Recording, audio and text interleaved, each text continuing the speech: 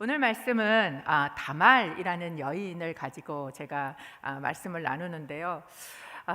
저도 다말을 이야기로 설교를 들어본 기억이 사실 없고요. 제가 우리 사역자님께 여쭤봤어요. 다말에 대해서 이렇게 설교를 들어본 적이 있는가, 어떻게 생각하시는가. 그랬더니 참 이렇게 생각하기가 어려운 부분이 있다고 이렇게 이야기를 하시더라고요. 실제로 교회에 이제 나오시기 시작하신 어머니에게 엄마 성경 좀 읽으세요. 그리고 성경책을 사드려서 이 어머니가 창세기부터 성경을 읽다가 막 그 열이 뻗친 표정을 하고 나와서 성경을 집어 던지시면서 도대체 내가 이런 참 낯뜨거운 이야기를 기록해 놓고 이걸 믿으라 그러는 기독교를 믿어야 되냐 막 이러면서 화를 냈던 사건도 이 다말의 사건이었습니다. 성경을 보면 사실 이런 비도덕적인 이야기들이 버젓이 기록이 되어 있는 것을 저희는 접하게 됩니다.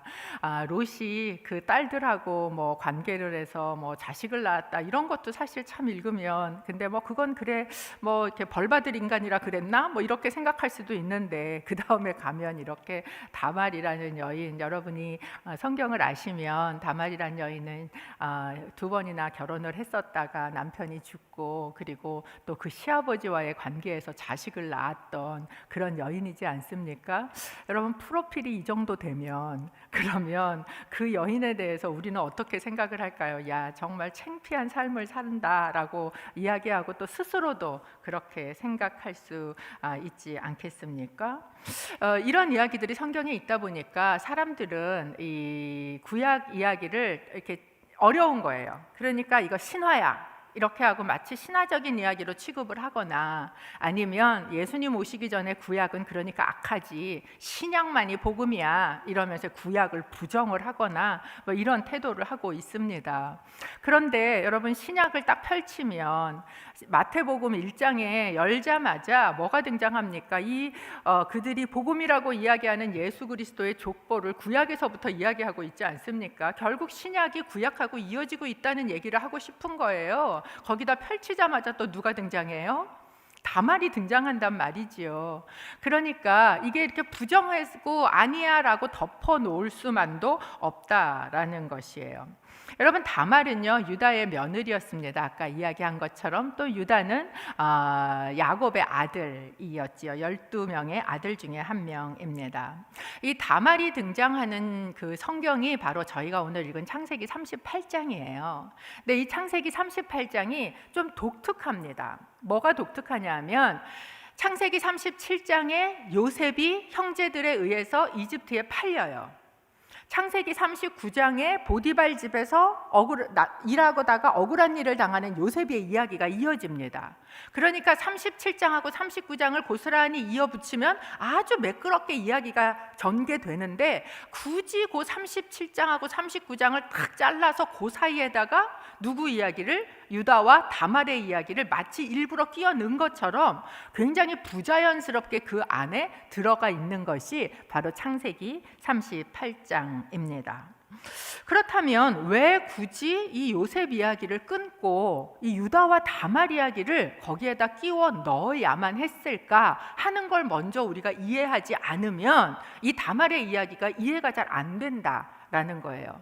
왜 그런가? 이건 창세기가 뭘 얘기하고자 하는가라는 걸 우리가 알아야 할 필요가 있습니다. 창세기에는요 유난히 족보가 많이 등장합니다. 우리는 족보를 그다지 좋아하지 않잖아요. 근데 창세기에 보면 족보가 굉장히 많이 등장을 해요. 이 족보라는 단어가 히브리어로 톨레도트라는 단어예요.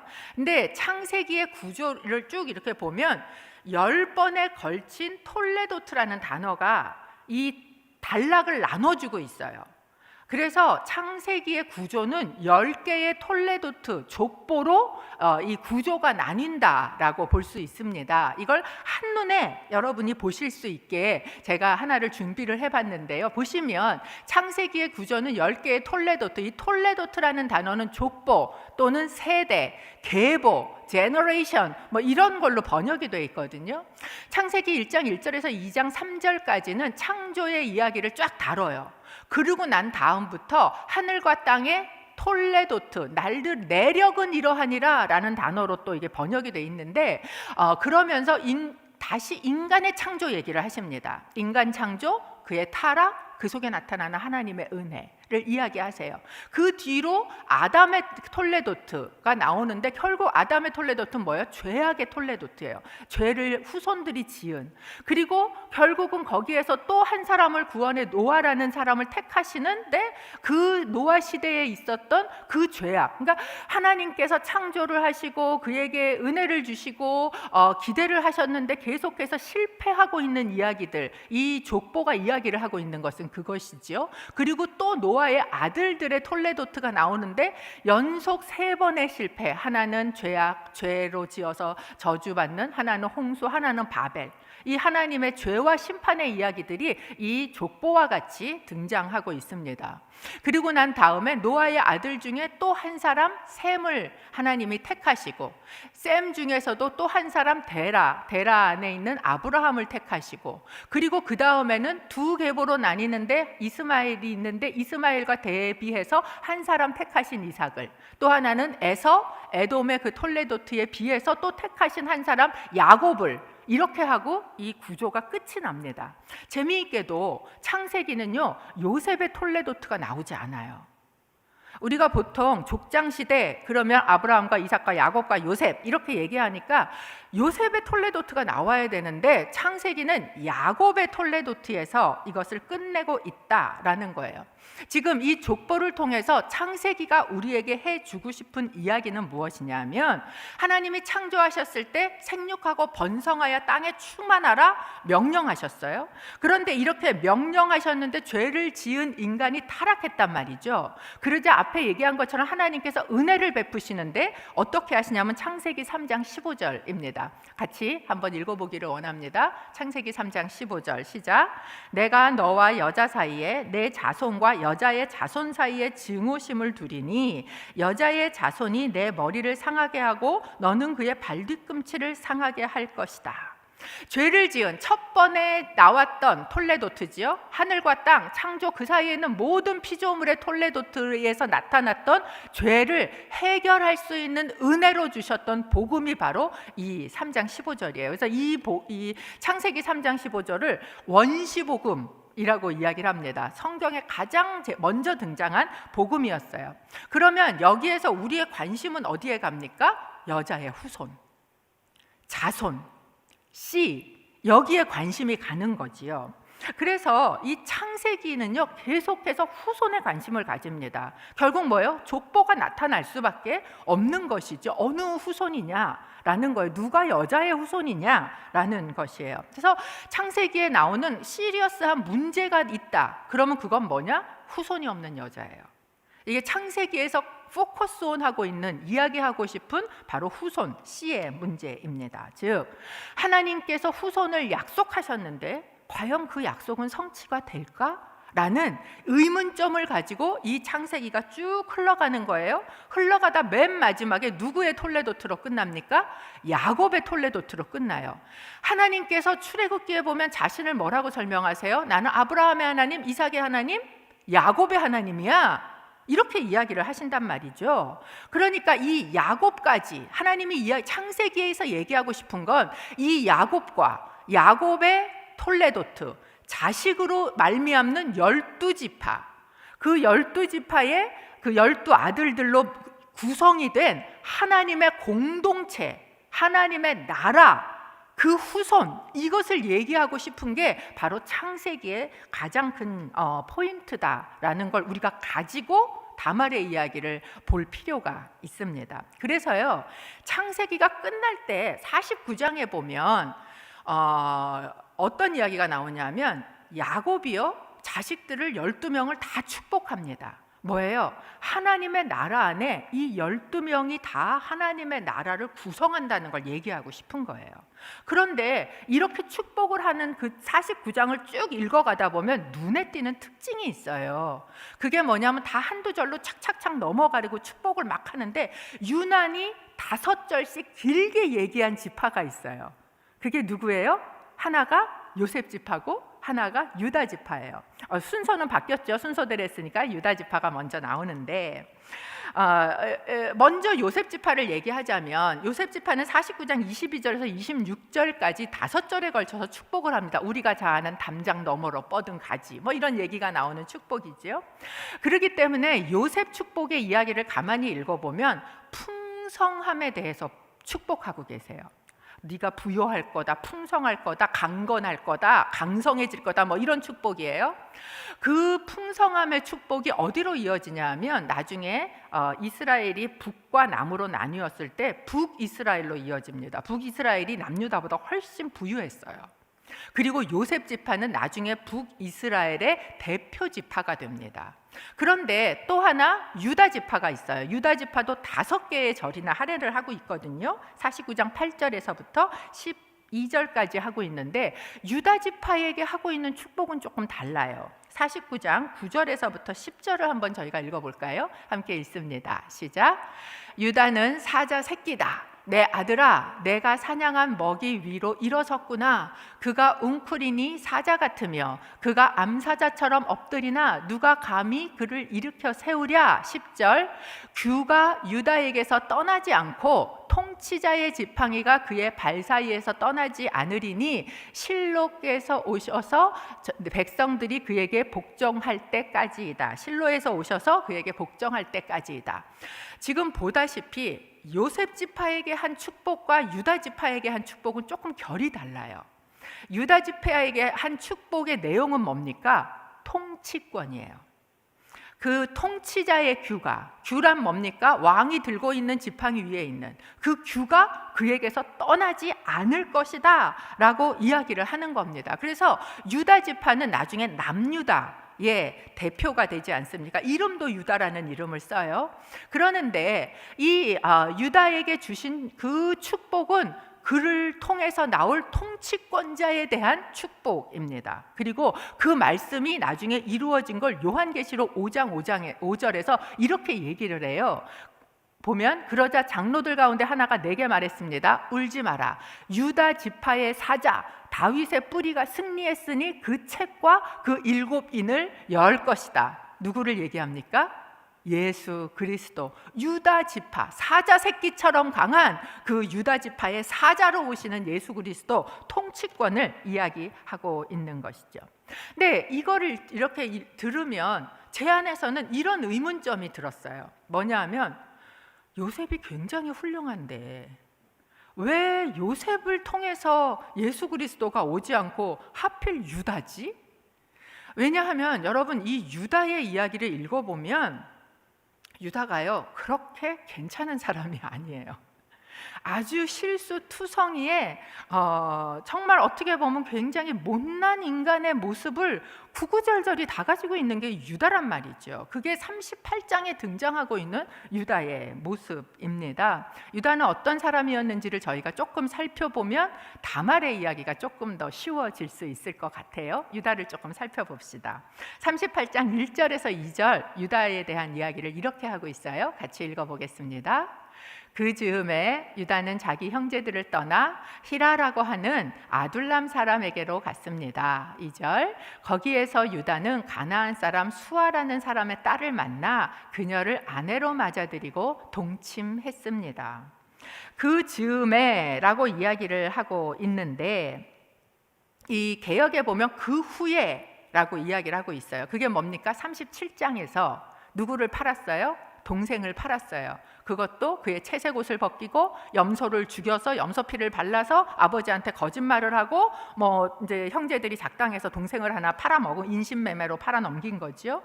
그리고 난 이후에 아마 그때 요셉의 나이는 17세 전후, 그러면 유다의 나이는 20대 초반 정도 됐을 것이다 라고 생각을 합니다. 생각보다 어리지요. 20대 초반의 유다예요. 동생을 팔 것에 대한 죄책감이 있었을까? 아니면 뭔가 이거에 대한 막 이런 환멸이 느껴졌을까? 모르겠지만 여기에 보면 유다가 어떻게 했다고 하냐면 자기 형제들을 떠났다라고 이야기를 하고 있습니다. 그리고 원어에 보면 아둘람 사람에게 갔습니다라고 하는데 개역에도 그렇고 원어에도 보고 그렇고 내려갔습니다라는 단어를 사용하고 있어요. 이 내려가다라는 건 아마 지역적으로 내려가다 이렇게 생각을 할 수도 있지만 사실은 유다의 영적인 상태를 저희에게 보여주고 있는 것이지요. 그의 영적인 상태가 내려가고 있다라는 것이에요. 여러분, 신앙의 공동체가요 온전하지 않아요. 이 이스라엘의 12지파가 그랬듯이 교회라는 곳 또 신앙의 공동체 안에 들어와 봐도 그렇게 온전하지도 아니면 또 그 안에 문제도 많고 사실 그렇지 않습니까? 그런데 그렇기 때문에 나는 거기를 떠날 거야. 그리고 그곳을 떠나면 어떤 일이 벌어지는가? 유다처럼 영적인 상태가 추락하는 결과가 온다라는 것을 저희에게 보여주고 있는 거예요. 그래서 그가 하는 선택은 무엇입니까? 가나안 여자를 보고 그 여자랑 결혼한 거예요.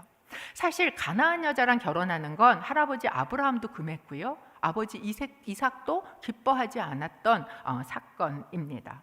그런데 저희가 우리말로 읽으면 이게 사실 잘 드러나지 않는데 유다가 가나안 여자 수아의 딸을 보고 그 여자랑 결혼했다, 아내로 맞았다라고 하는 그 안에 정확하게 원어가 두 개가 쓰이는데 하나는 보다, look이라는 단어가 하나 쓰이고요, 하나는 취하다, take라는 두 개의 단어가 쓰입니다. 근데 이 히브리어가 나오는 곳은 어디에서 나오냐면 죄랑 연관되어서 나와요. 즉 창세기에서 하와가요 이 선악과를 보고 그것을 어떻게 합니까? 취합니다. 창세기 6장에 보면 하나님의 아들들이요 세상의 딸들의 아름다움을 어떻게 하고 보고 그 여인들을 어떻게 합니까? 아내로 취합니다. 이 look과 take 이 두 개의 동사가 그들이 죄를 짓는 결정을 하는 일에 사용되는 것을 보게 되지요. 여기서 알 수 있는 것, 영적인 공동체를 떠나게 되면 영적인 추락이 오게 되고 그러면 영적인 기준이 흔들리게 된다라는 걸 저희에게 보여주고 있는 것입니다. 그리고 그곳에서 아들 셋을 낳아요. 엘과 오닌과 셀라입니다. 그런데 재밌는 건 저희가 읽지는 않았지만 5절에 보면 이 아들들을 낳고 살던 이 유다의 살던 지역 이름이요 거십이라는 지명으로 등장을 해요. 근데 이 거십이라는 단어가 무슨 뜻이냐면 속임, 거짓 이런 뜻이에요. 그러니까 그가 지금 아버지를 속였어요. 아버지를 속일 뿐만 아니라 지금 그는 영적인 공동체를 떠나 나와서 하나님도 속이면서 살 수 있다라고 스스로도 속이는, 어떻게 보면 속임과 거짓의 삶의 자리를 잡고 살게 되었다라는 것을 보여줍니다. 그리고 그때 가나안 여자 중에서 택해서 맏며느리로 받아들인 여자가 누구냐면 다말이에요. 그런데 문제는 뭐냐? 그 다말과 결혼했던 맏아들 엘입니다. 여러분 지금 유다의 영적인 상태를 보십시오. 그의 아들이 굉장히 신앙적으로 잘 자랐을 거라고 추론할 수 있겠습니까? 그렇지 않지요. 엘이 하나님 보시기에 악했다. 어느 부분이었는지는 알 수 없지만 하나님 보시기에 악했습니다. 그리고 하나님의 심판으로 그는 죽을 수밖에 없게 됩니다. 그러자 유다는 둘째 아들 오난을 형수와 결혼을 시킵니다. 이게 뭐 하는 짓이야? 이렇게 생각하실 수 있겠지만 이스라엘에는 수혼제라는 게 있어요. 형수 취수제라고도 이야기를 하는데 제가 말씀드린 것처럼 지금 창세기에서 가장 관심 있는 거는 뭐예요? 자손, 씨, 여자의 후손. 그게 지금 포커스란 말이죠. 그게 하나님의 언약이었어요. 처음부터. 그러면 그 자식이 없이 그 집에 아들이 없이 죽어진단 말이죠. 그럼 이 족보가 끊어지는 거예요. 우리나라도 그게 굉장히 옛날에 이 유대 안에서 강했지만 그 후손이 끊어지는 이 하나님의 그것은 하나님의 약속이 이루어지지 못하는 일이기 때문에 후손이 없이 형이 죽으면 그 형의 동생이 그것을 이어서 그래서 그 형의 계보가 이어지게끔 하는 것이 그 이스라엘에게 주신 하나님의 법령 중에 하나였습니다. 그래서 이제 나중에 여러분이 그 룻기라는 성경도 보면 그 자식이 없을 때 그것을 잊게 하기 위해서 뭐 내가 자식을 낳겠느냐 뭐 이런 이야기도 하고, 뭐 또 누군가 가까운 친족이 그걸 이어주고 뭐 이런 이야기들이 등장하고 있지 않습니까? 이스라엘 안에 주셨던 그 율법, 그것을 지금 이 유다가 몰랐다는 얘기예요? 알았다는 얘기예요. 그러니까 신앙적인 그 교육이 그 안에 있었다는 얘기예요. 그래서 자기의 둘째 아들을 결혼을 시켰는데, 근데 그 둘째 아들이 어떻게 합니까? 이 오난이요, 형수 다말하고 결혼을 하고서도 자기가 혹시라도 임신을 시키면 그 아이는 형의 계보를 잇게 될 거가 싫어서 어떻게 합니까? 관계는 하지만 임신은 안 시키는 그런 일을 하게 됩니다. 제가 생각해 봤어요. 사람들은 모르지요. 뭐 방 안에서, 침실 안에서 이루어지는 일을 어떻게 알겠어요? 그런데 다말은 알잖아요. 이 여자가 얼마나 수치스러웠을까. 이 시동생한테 받고 있는 이런 지금 태도가 이 여인으로 하여금 얼마나 자기 자신을 수치스럽게 만드는 상황이었을까. 아마 오나는 하나님도 속일 수 있다고 생각했을 것 같아요. 왜? 그들의 삶의 자리는 거십이었으니까. 그러나 여러분, 우리가 여기서 알 수 있는 건 무엇입니까? 내가 억울할 수 있고 내가 수치스러운 일을 당할 수 있지만 하나님은 속지 않으신다라는 것이에요. 하나님은 알고 계시다. 결국 그 둘째 아들도 하나님의 심판으로 죽게 됩니다. 그러면 유다는 뭐를 해야 합니까? 하나님이 주신 법에 따르면 이제 남은 아들이 있지요. 셋째 아들을 또 결혼을 시켜야 되는 거예요. 그런데 이 유다가 하고 있는 선택은 이것입니다. 11절이에요. 38장 11절. 유다가 며느리 다말에게 이렇게 얘기를 합니다. 내 아들 셀라가 자랄 때까지 네 친정에 가서 과부로 있어라. 유다는 셀라도 형들처럼 죽게 될지 모르겠다고 생각했습니다. 다말은 친정에 가서 살았습니다. 유다가 택한 것은 무엇이냐 하면 막내 아들과 결혼시키는 대신에 다말을 친정으로 보냅니다. 그 핑계는 뭐냐? 아직 셀라가 어려. 걔가 클 때까지 친정 가서 있어. 이러면서 보내요. 근데 성경은 그 속마음이 뭐였는지를 이렇게 기록하고 있어요. 그 속마음은요, 지금 내 두 아들이 다 죽은 게 누구 탓이라는 거예요? 다말 탓이라는 거예요. 이런 생각하고 있는 거죠. 집안에 여자가 잘 들어와야 되는데 여자가 잘못 들어와서, 뭐 아니면 남편 잡아먹는 여자가 들어왔네, 며느리가 들어왔네, 뭐 이런 생각을 했을지 모르겠습니다. 여러분, 영적으로 어두워지면 죄를 인식하지 못해요. 그리고 죄가 인식되지 않는 사람의 가장 큰 특징은 모든 일에 탓을 남 탓을 하게 된다라는 것이죠. 유다는 하나님의 말씀에 지금 불순종하면서 이 모든 일에 자신의 그 죄 때문에 이루어진 일을 생각하지 않고 그걸 다 며느리 탓을 하고 있으면서 겉으로는 또 아닌 척 지금 하고 있는 그런 모습인 것이죠. 그런데 그 유다의 영적인 실체가 드러나는 사건이 생깁니다. 그게 12절이지요. 12절 함께 읽어보겠습니다. 오랜 세월이 지나 수아의 딸인 유다의 아내가 죽었습니다. 애도하는 기간이 지난 후에 유다는 자기 친구 아둘람의 히라와 함께 자기 양들의 털을 깎는 사람들이 있는 딥나로 내려갔습니다. 시간이 흘렀다라고 이야기를 합니다. 결국 그의 셋째 아들 셀라도 많이 자랐다라는 이야기를 하고 있는 것이죠.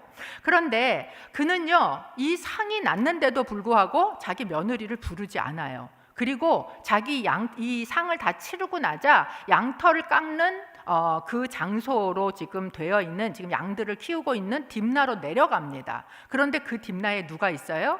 자기 며느리 다말이 있어요. 근데 여기서 놀라운 것은 완전히 잊어버리고 있다는 거예요. 유다가 그 며느리 생각을 하지 않습니다. 그리고 그곳에 내려가고 있는 그의 목적은 뭐냐? 양털을 깎기 위해서.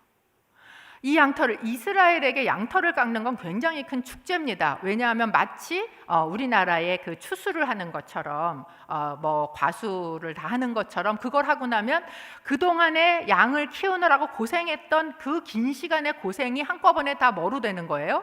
돈이 생기는 거예요. 그러니까 지금 이 유다 안에는 내가 가서 양털을 깎아서 지금 목돈이 생길 거에 대한 그 흥분, 그리고 그 목돈이 생기면 그거 갖고 내가 진짜 막 즐길 거에 대한 자기의 쾌락, 이거에 대한 관심이 집중되어 있지, 하나님의 말씀 안에 주어진 나의 의무나 법령이나 이거에는 관심이 전혀 쓰고 있지 않은 상태다라는 것을 우리가 알 수 있습니다. 그런데 이 소식을 들은 다말이 이렇게 합니다. 14절에 보니까 그녀가 이렇게 해요. 저희가 읽은 본문인데요.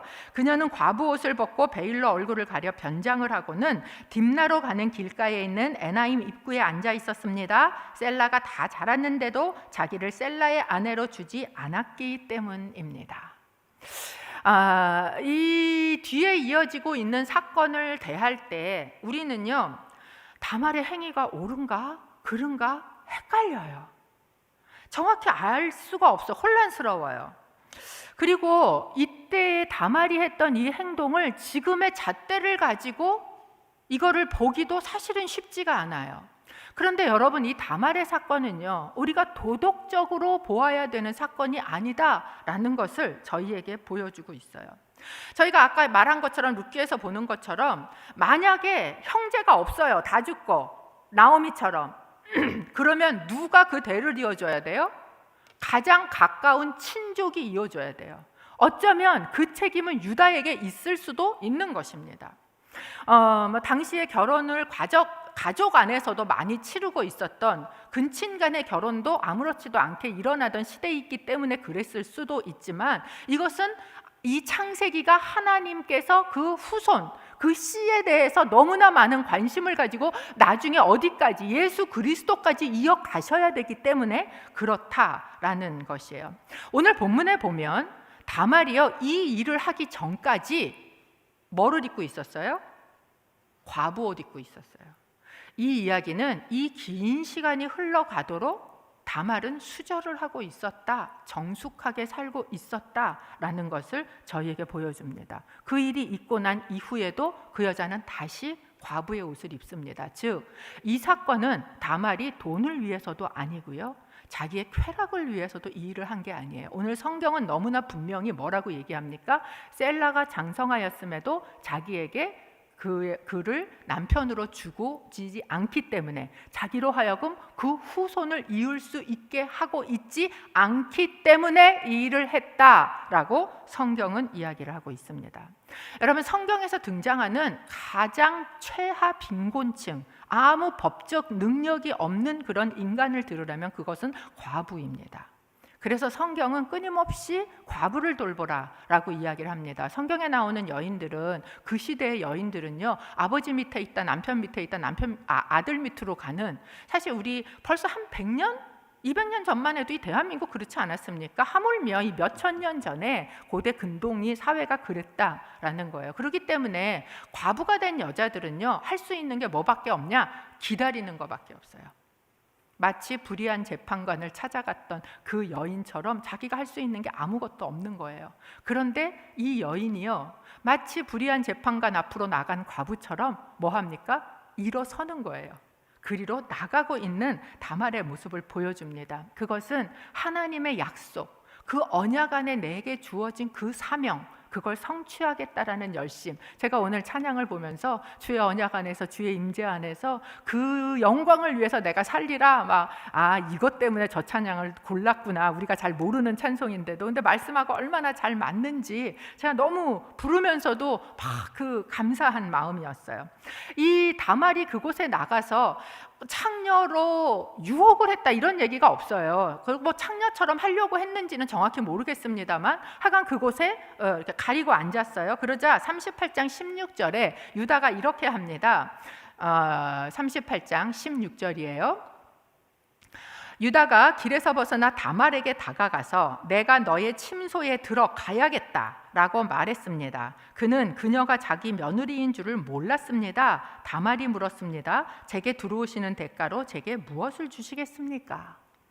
여러분, 이게 말이 보이십니까? 유다가 얼마나 그 확고한 의지를 가지고 내가 들어가야겠다, 막 길에서 벗어나서 그 성문 쪽으로 가서 막 이렇게 이야기하고 있는 그게 보이십니까? 아마도 이제 내가 큰 돈이 생기니까 그걸 내가 좀 이렇게 미리 쓰자, 막 이런 생각이 있었을지 모르겠어요.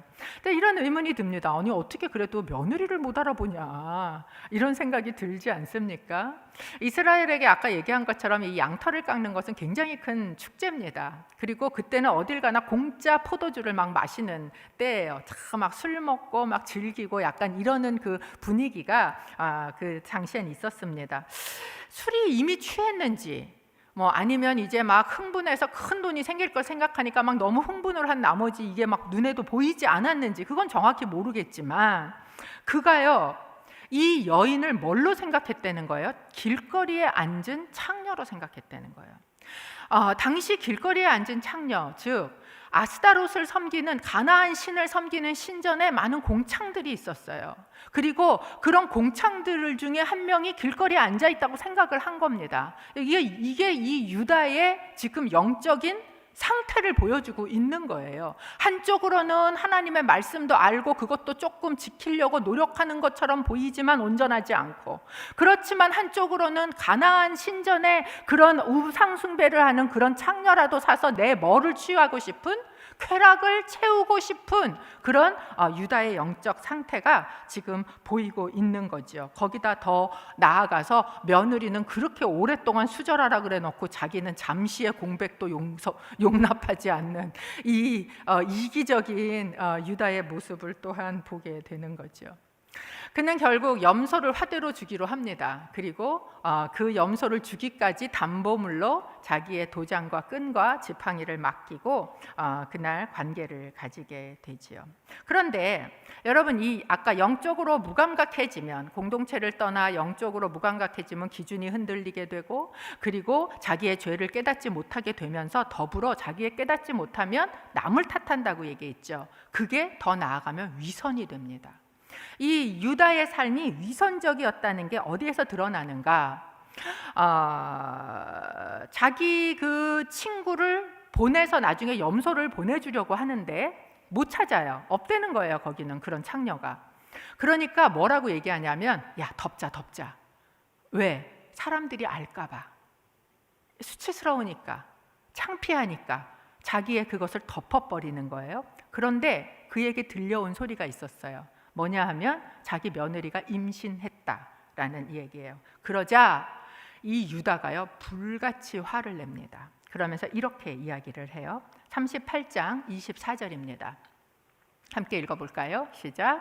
석 달쯤 지나서 유다에게 대개 며느리 다말이 창녀짓을 하다가 임신을 했소 라는 소식이 들렸습니다. 유다가 말했습니다. 그녀를 끌어다가 불태워버려라.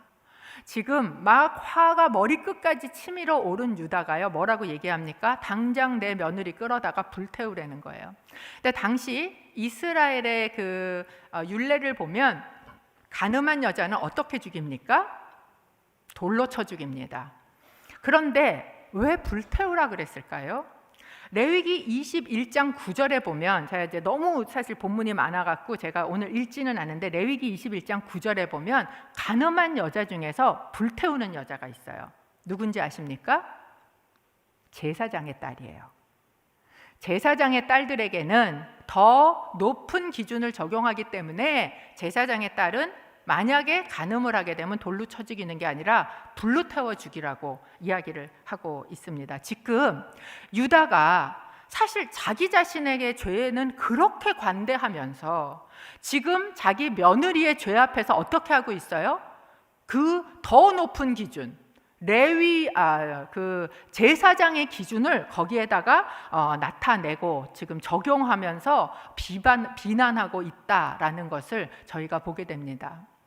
여러분, 이런 유다의 모습을 보면 그 요한계시록 5장 5절에 저희가 읽었던 막 유다 지파의 사자, 다윗의 뿌리, 막 하나님의 통치권, 막 이게 어울립니까? 제가 볼 때 하나도 안 어울려요. 그러니까 제가 그런 생각이 들었던 거예요. 아니, 요셉 지파로 오시지 도대체 왜 이런 유다 자손으로 예수님은 오시기로 하셨을까라는 의문이 제 안에 들었던 거예요. 그런데 여러분 유다가요, 다말이 끌려나가면서 화형을 당하는 그 자리에 끌려나가면서 내놓은 도장과 도장끈, 그것을 보고 유다가 이렇게 반응을 합니다. 38장 26절 같이 읽어보겠습니다. 38장 26절 시작. 유다가 그것들을 알아보고 말했습니다. 그녀가 나보다 옳다. 이는 내가 내 아들 셀라를 그녀에게 주지 않아서 그렇게 된 것이다. 유다는 다시는 그녀와 잠자리를 같이 하지 않았습니다. 이 유다의 반응이 무엇인가? 그것이 회개였다라는 것이에요. 여러분, 우리는요 실수합니다. 우리는 실패해요. 때로 어떤 때 보면 세상 사람보다도 못하게 더 악해 보일 때가 있어요. 세상 사람보다도 더 추한 모습으로 보일 때가 있어요. 그러면서도 예수 믿는다는 이유로 어떤 때는 위선도 떨고요, 그러면서 다른 사람들을 막 정죄하고 비난하는 그런 모습일 때도 사실은 우리가 있습니다. 그러나 하나님의 사람은 어떤 모습이어야 되는가? 하나님께서 그것을 드러내실 때 인정하고 회개하는 자여야 한다라는 것이에요. 하나님의 나라, 예수 그리스도의 통치, 여러분 하나님의 나라는 통치의 문제거든요. 예수 그리스도가 통치하시는 그 통치권, 하나님의 나라를 안에 쓰시는 사람은 어떤 사람인가? 꼭 완벽한 사람이어야 쓰시는 게 아니라라는 것을 유다를 통해서 보여주는 거지요. 뭐예요? 어떤 사람이에요? 죄를 지었지만, 실수했지만, 실패했지만, 내가 악하지만 그것을 하나님이 드러내실 때 인정할 수 있는 사람, 그것을 하나님께서 말씀하실 때 회개할 수 있는 사람, 그 사람을 하나님께서 쓰신다라는 거예요. 유다는요 이 사건을 통해서 회개의 사람으로 바뀝니다. 자기의 죄를 인정해요. 사실 이 사건이 있고 난 이후에 유다는 굉장히 많은 변화가 일어납니다. 왜냐하면 그가요 자기의 어떻게 보면 수치 아닙니까? 유다가 다말을 맨날 쳐다보면서 뭐라고 불렀을까? 여보 불렀을까? 며느라 그랬을까? 막 헷갈려요. 얼마나 수치스러운 일이에요. 그런데 이 자기의 수치의 결과물을 다 끌어안고 유다가 어디로 돌아오는 줄 아세요? 아버지 집으로 돌아가요. 그리고 아버지 집으로 돌아가서 그 뒤에 흉년이 왔을 때 그 식량을 사러 이집트로 갑니다. 이집트로 가서 이제 우리가 그 뒤에 알지만 이 요셉하고의 여러 사건들이 있지 않습니까? 근데 그 사건 중에 이들이 다 붙잡히는 사건이 생기자 유다가 그 형제들에게 이런 이야기를 합니다. 44장 16절이에요. 함께 읽어보겠습니다. 시작. 유다가 대답했습니다. 우리가 내 주께 무슨 말을 할 수 있겠습니까? 우리가 무슨 말을 하겠으며 우리의 결백을 어떻게 증명하겠습니까? 하나님께서 주의 종들의 죄악을 밝히셨으니 이제 우리와 그 잔을 가진 것으로 드러난 사람은 이제 다 내 주의 종입니다. 유다가 뭐라고 이야기합니까? 그들이 알아요. 아는데 덮어놨었던 사건이에요. 동생을 팔아넘겼던, 아버지를 속였던, 그게 오랫동안 그 속에 있었던 그것을 지금 어떻게 합니까? 유다가 그것을 다 드러내면서 하나님께서 주의 종들의 죄악을 어떻게 하시니? 밝히시니. 자기의 죄를, 아마도 유다는 그것도 하나님 앞에 회개하면서 왔을 거예요. 드러내실 때 형제들한테 이 이야기를 할 수 있었던 것입니다. 그리고 결국 이것 때문에 어떻게 됩니까? 베냐민이 붙잡히게 돼요. 여러분, 요셉을 팔았던 가장 큰 이유가 뭐였어요? 배다른 형제에 대한 미움이었어요. 그리고 이제 그 배다른 형제 한 명 남아있지요? 그게 베냐민입니다. 그런데 베냐민이 잡히게 되었어요. 그러면 옛날 같으면 좋은 거 아니에요? 내가 안 팔아도 지가 잡혔으니까. 그런데요 44장 33절에 유다가 이런 말을 합니다. 44장 33절 함께 읽어보지요. 그러니 제발 그 아이 대신 이 종이 내 주의 종으로 여기 남게 하시고 이 아이는 자기 형들과 함께 고향으로 돌아가게 해 주십시오.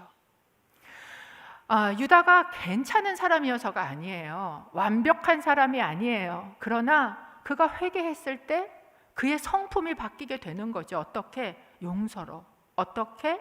연합으로, 어떻게? 사랑으로. 그러니까 마지막에 나타나는 그의 모습은 뭐예요? 제가 대신 잡히겠습니다. 옛날에는 팔아먹던 그 유다가 대신 잡히겠습니다 라고 이야기해요. 대신 잡히는 거 뭡니까? 대속제물이지 않아요? 예수 그리스도의 모습이지 않습니까? 놀랍게도 그 치사하고 이기적이고 더럽고 추하고 자기 욕심밖에 모르고 이기적이던 그 유다가 예수님을 닮은 모습으로 변하게 되었다는 거예요. 어떻게? 그가 회개를 했을 때, 그의 회개 가운데 그 가장 큰 역할을 했던 사람이 누굽니까? 다말이라는 사람이에요. 목숨 걸고. 다말이 했던 일은요, 목숨 걸고 한 일입니다. 그런데 어떻게 다말은 그런 일을 했을까? 다말이라는 뜻이 종려나무라는 뜻이랍니다. 그런데 이 종려나무라는 뜻의 이 원어의 근이 뭐냐면 똑바로 세우다예요. 어쩌면 다말은 키가 좀 컸던 것 같아요. 종려나무 이렇게 똑바로 세우다, 꼿꼿이 세우다 이런 뜻이라고 합니다. 다말이 똑바로 세우고자 한 일은 무엇이었을까요? 할 수 있는 게 아무것도 없는 여자지만, 아무 권리도 없고 힘도 없는 과부지만 그가 하고자 했던 것, 하나님이 주시겠다고 약속하셨던 후손, 그 후손을 잇는 그 하나님의 언약 안에 사며 그거 하나를 이 여인이 세우고 싶은 게 아니었는가라는 것이죠.